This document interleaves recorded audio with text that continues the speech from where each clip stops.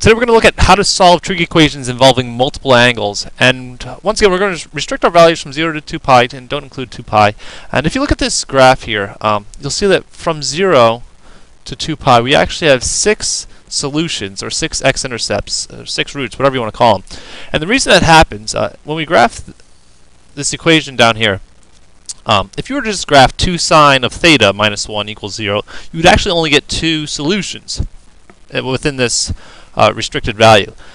The 3 actually shortens our period. It scrunches the graph together, so now I actually have 3 times as many solutions. If this was a 5, I'd have 5 times as many solutions.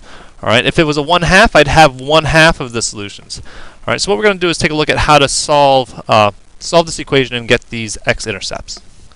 Alright, so just like any trig equation you've been solving, you want to isolate the sine 3 theta. So we're going to have the sine of 3 theta is equal to a positive 1/2, and we're going to hold off on this 3 theta. We're going to solve this as if the 3 theta doesn't exist.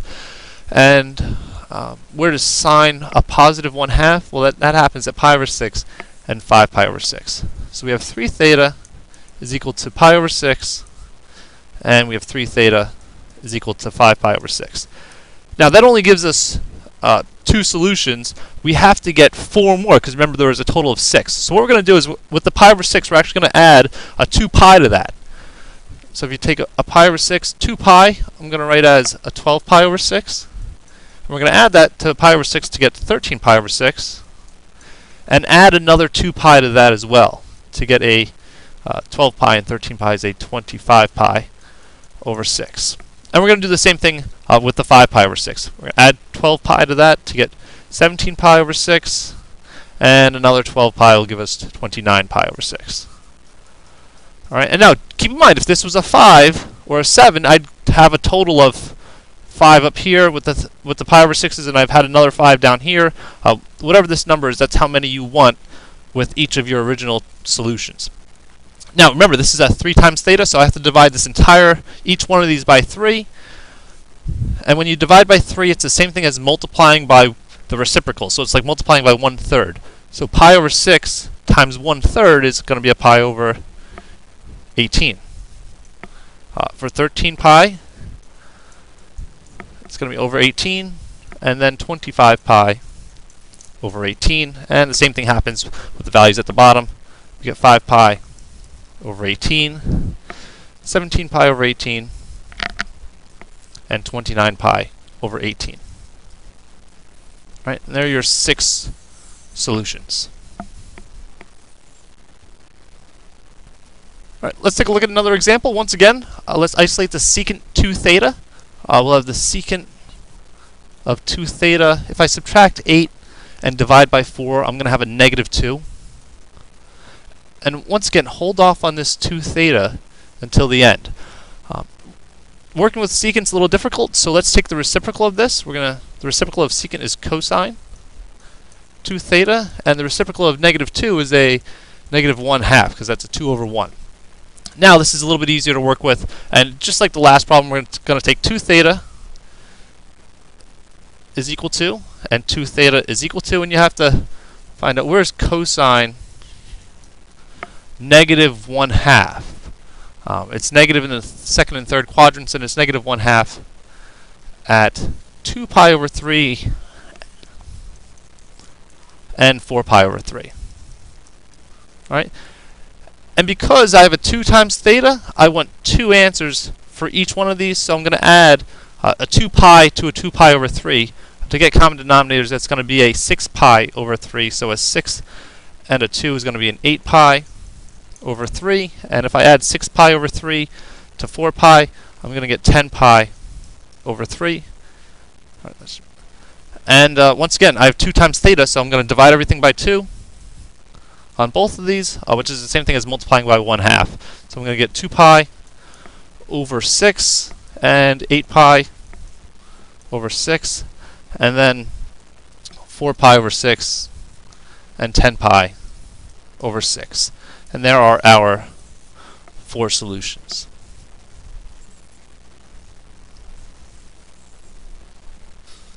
I guess we should probably reduce these. 2 pi over 6 is going to be pi over 3, and 4 pi over 3. and 2 pi over 3, and 5 pi over 3. Alright, so those are your reduced solutions. Alright, our last example here, we have 2 times sine squared 1/3 x equals 1. And once again, let's isolate this sine squared 1/3 x. So I'm going to have sine squared 1/3 x is equal to 1/2. And once again, we're going to leave the 1/3 x. Don't mess with that. Let's undo this squaring. So I'm going to take the square root of both sides. So I'm going to have the sine of 1/3 x is equal to plus or minus the square root of 1 over the square root of 2, which is just sine of 1/3 x is equal to plus or minus. This is 1 over root 2. You're going to have to rationalize that denominator. So multiply by root 2 over 2. Root 2 over root 2. And you'll get root 2 over 2. So now, where is sine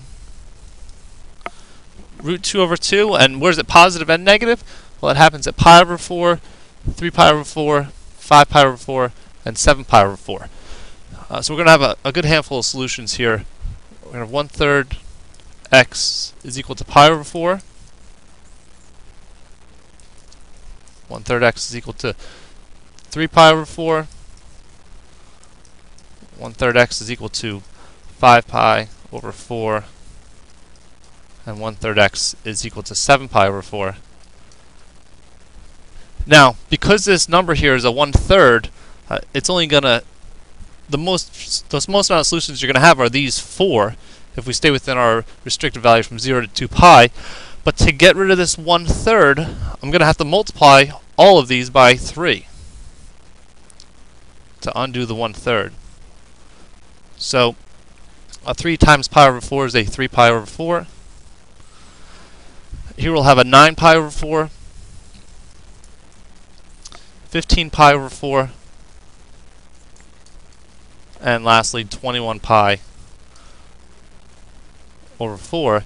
And if you look at these, 8 pi over 4 would be 2 pi. So these are all outside of our restricted value. So the only solution from 0 to 2 pi is 3 pi over 4.